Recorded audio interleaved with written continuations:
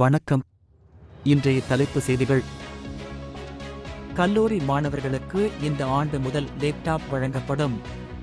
சென்னையில் நடைபெற்ற விழாவில் முதல்வர் மு.க.ஸ்டாலின் அறிவிப்பு. மணப்புரம் கோயில் காவலாளியின் குடும்பத்தினரை நேரில் சந்தித்து தமிழக தலைவர் விஜய் ஆறுதல் கூறினார். மேலும் 2 லட்சம் ரூபாய் நிதியுதவி வழங்கினார். மானியத்தை ரத்து செய்தால் எலான் மஸ்க் தென்னாப்பிரிக்கா திரும்பிச் செல்ல நேரிடும், டொனால்டு டிரம்ப் எச்சரிக்கை.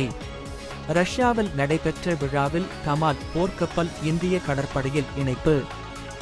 கோவாவில் இருந்து புனேவுக்கு சென்ற ஸ்பைஸ்ஜெட் விமானத்தின் ஜன்னல் சட்டகம் நடுவானில் விலகியது.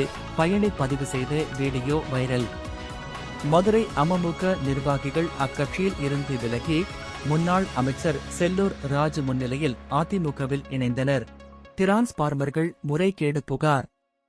செந்தில் பாலாஜி மீது வழக்கு பதிவது குறித்து ஒரு வாரத்தில் முடிவெடுக்கப்படும். சென்னை உயர் நீதிமன்றத்தில் தமிழக அரசு தகவல். தைரியமாக இருங்கள், உங்களுக்கு நீதி கிடைக்கும் வரை அதிமுக துணை நிற்கும். அஜித்குமாரின் தாய் தம்பியிடம் போனில் பேசி எடப்பாடி பழனிசாமி ஆறுதல். பாமகவில் நிர்வாகிகளை நீக்கும் அதிகாரம் எனக்கு மட்டுமே உள்ளது. அருளை நீக்க அன்புமணிக்கு அதிகாரம் இல்லை. கட்சியின் நிறுவனர் ராமதாஸ் உறுதி. எனக்கு ஆயுதமேந்திய போலீசார் பாதுகாப்பு வழங்க வேண்டும். அஜித்குமார் தாக்கப்பட்டதை வீடியோ எடுத்த நபர் டிஜிபிக்கு கோரிக்கை.